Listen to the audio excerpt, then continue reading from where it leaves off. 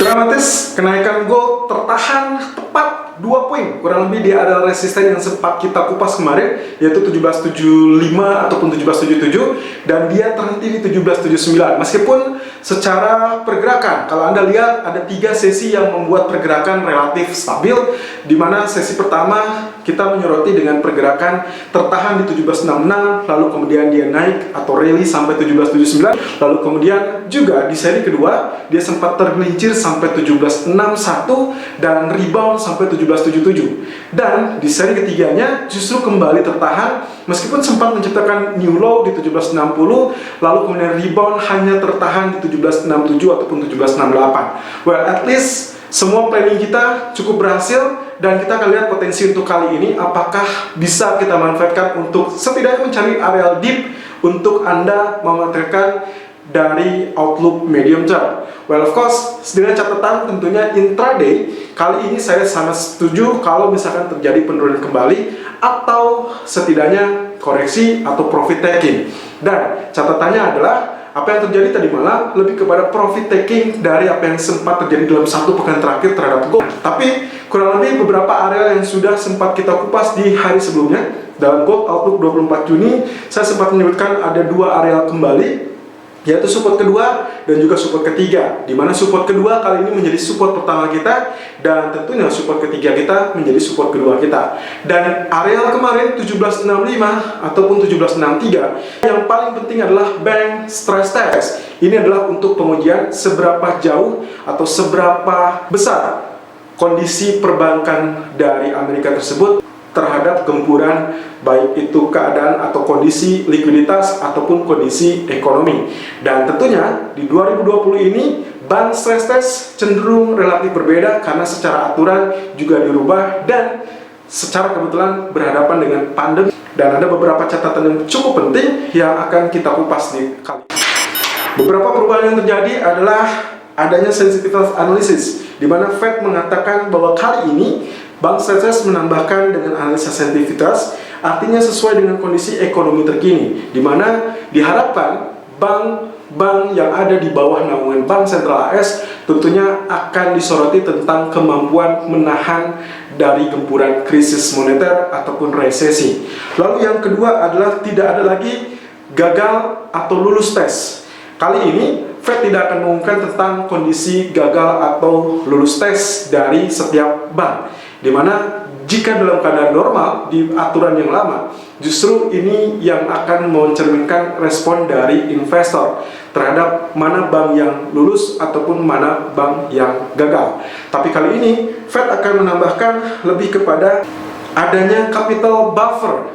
Jadi kemungkinan ada nilai minimum yang harus dimiliki oleh setiap perbankan untuk menahan gempuran dari krisis ataupun resesi. Yang dikhawatirkan dalam keadaan pandemi seperti ini adalah rush yang terjadi oleh beberapa nasabah ataupun investor, sehingga Fed merasa sangat penting untuk menilai minimum capital buffer. So, kita kali ini tidak akan mendapatkan report tentang gagal atau tidaknya dari bank stress test, tapi kita akan melihat beberapa perbankan, jikapun memang ternyata pemodalan masih berada di kategori minim, tentunya ini akan melihat dari sisi apa yang sudah diumumkan oleh Fed sejauh ini, yaitu dengan kategori lending facility. So, kita akan lihat lagi apakah potensi ini justru akan makin menguatkan perbankan atau ekonomi dengan kebijakan Fed ataupun bank sentral, yaitu monetary easing, atau justru akan semakin mencelakai. Saya catat kemungkinan potensinya bisa saja kita akan mengalami rebound kembali. So prepare kalau misalkan ternyata dia mengalami penurunan cukup signifikan, bersiap untuk melakukan buy on dip di kisaran area-area support penting yang sempat kita bahas. Technical View 25 Juni 2020, Irfan untuk Agrodana. Technical View Gold 25 Juni 2020 per jam 12:10 waktu Indonesia bagian Barat. High 1765.90 dan low 1755.50. Running price masih bertahan 1762.10. Artinya di pagi hari tadi kita sempat melihat penurunan yang cukup dalam 1755, lalu kemudian dia rebound. Kalau Anda ingat dengan apa yang sempat kita uraikan, kita kupas di Gold Outlook edisi 24 Juni, saya sempat mengatakan ada areal support kedua yang kemungkinan akan relatif bagus untuk bertahan.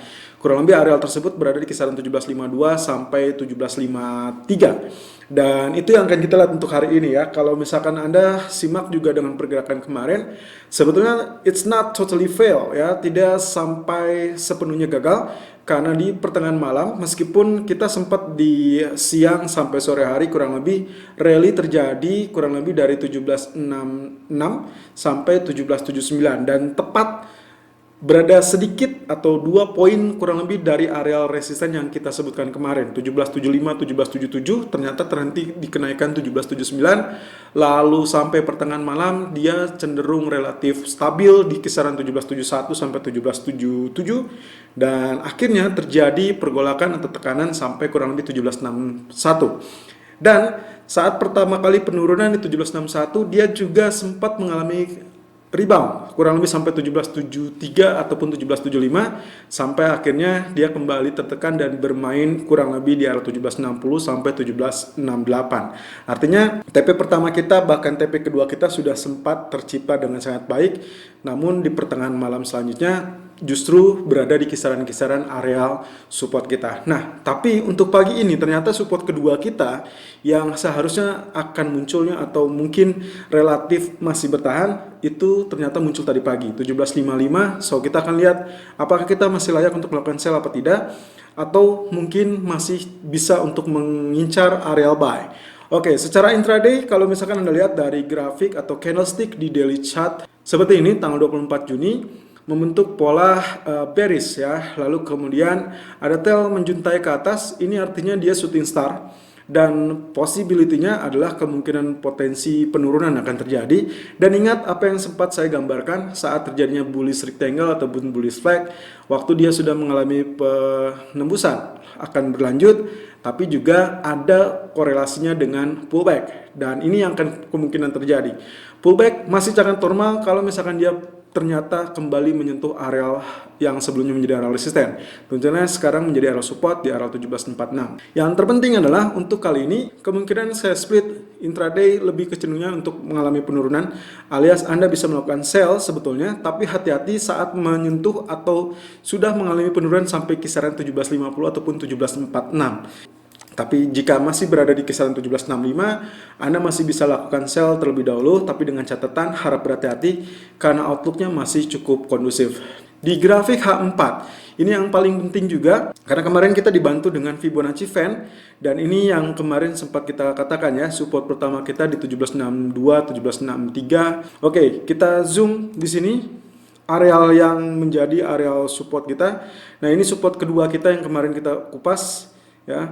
38.2% dari Fibonacci Fan sekarang berada di kisaran 1752 ataupun 1753. Kalau kita seret, kita geser kurang lebih dengan historical price berhimpitan, dan lagi-lagi saya ingatkan setiap 2 atau lebih areal kalau misalkan dia berhimpitan di dalam satu zona, maka zona tersebut kita asumsikan sebagai area zona support kuat. Apalagi setidaknya itu akan menahan untuk beberapa saat. Seperti apa yang terjadi tadi malam saat pengalaman pertama penurunan sampai 1761, ternyata dia berhasil rebound terlebih dahulu sampai kurang lebih 1777. Nah, yang kali ini karena dia sudah berada di bawah areal support yang kemarin, artinya sekarang support yang kemarin 1765 menjadi area resisten kita, kembali menjadi resisten, maka kemungkinan support yang berikutnya adalah areal 1752 ataupun 1753. Sehingga untuk hari ini secara singkatnya adalah silakan lakukan buy on dip di kisaran 1751.40 ataupun 1753.00. Target pertama adalah 1757.00 dan target kedua adalah 1765.50. Stop lossnya adalah 1745.00, dan lagi-lagi saya ingatkan ini bisa juga Anda gunakan untuk strategi medium term karena outlook secara global uncertainty dan juga stimulus dan monetary easing itu adalah posisi yang kondusif. Dan untuk intraday tetap saya prefer selama masih berada di kisaran 1765 Anda masih bisa lakukan sell, tapi warning zone jika sudah mendekati area 1753 atau 1746 kurang lebih, maka silakan berhati-hati karena kemungkinan potensinya akan rebound atau reversal. Selalu gunakan stop loss dan risk management sesuai dengan equity dan strategi trading Anda. Irfan untuk Agrodan.